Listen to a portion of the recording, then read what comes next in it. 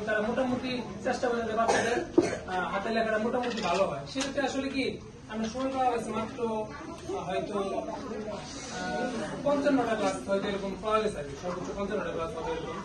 সেক্ষেত্রে আসলে এই 55 দিনে কিন্তু আসলে বাচ্চাদের ছোট বাচ্চাদের হাতের লেখা ওরকম ভাবে শেখানো সম্ভব না আসলে। সেরকম সারা বছর যদি সময় পেতাম শুরু থেকে শেষ পর্যন্ত করতে পারতাম, সেক্ষেত্রে হয়তো বাচ্চাদের ইমপ্রুভ করানো যাইতো। সেক্ষেত্রে যতটুকু করানো গেছে আসলে মোটামুটি চলে আসে মোটামুটি।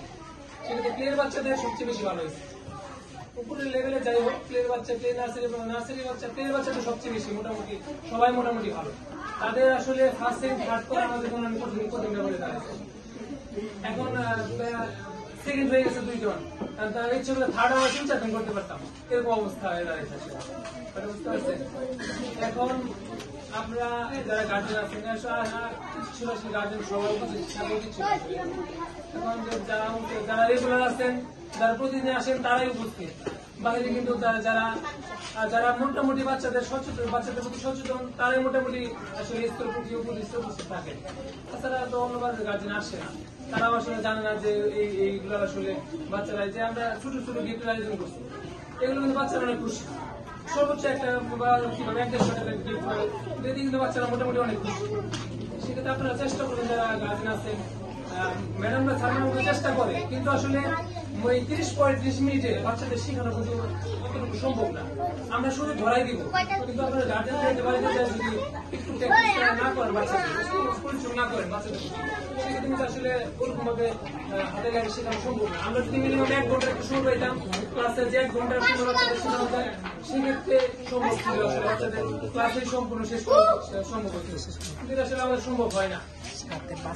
এখন যতটুকুই আমরা করতে পারছি, আর একটু যদি আমাদের ভুল হয়ে থাকে খাতা দেখানোর ব্যাপারে আপনাদের অভিযোগ থাকতেই পারে, কিন্তু আমরা এগুলো একটু মানে নিবেন, একটু এদিক সেদিক হইতেই পারে। কারণ বাচ্চাদের সবার লেখা কিন্তু মোটামুটি কাছাকাছি। এই যে ওদের আসলে ফার্স্ট সেকেন্ড থার্ড পরবর্তী লেভেলগুলো করা আমাদের জন্য কঠিন, বিশেষ করে প্লে নার্সারি এই বাচ্চাগুলো।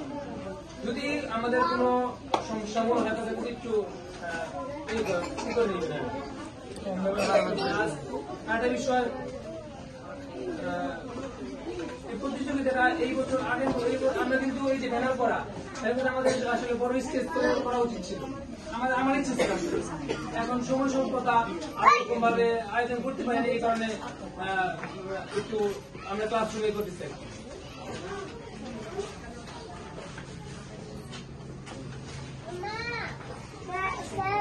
এখন আপনি একটু চেষ্টা করবেন বাচ্চাদের প্রতি সচেতন থাকার। আর এখন সবাই তো সে গিফট পায় না, ফার্স্ট সেকেন্ড থার্ড আমরা তো সবাই একই লেভেলের আসলে গিফট দিতে পারি না। আমরা ফার্স্ট সেকেন্ড থার্ড তাদের জন্য একটু স্পেশাল, আর যারা বাচ্চা আছে ওদের জন্য শুধু মোটামুটি সান্ত্বনা পুরস্কার আছে।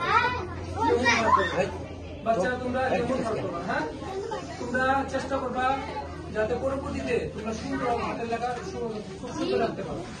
তো আজকে চেষ্টা করবা বাড়িতে যাওয়া অনেক প্র্যাকটিস করবা তো, হ্যাঁ তোমরা যাতে পরবর্তী বছর ফার্স্ট সেকেন্ড থার্ড হইতে পারো, এর মাঝামাঝি থাকো, ওরকম চেষ্টা করবা, ঠিক আছে?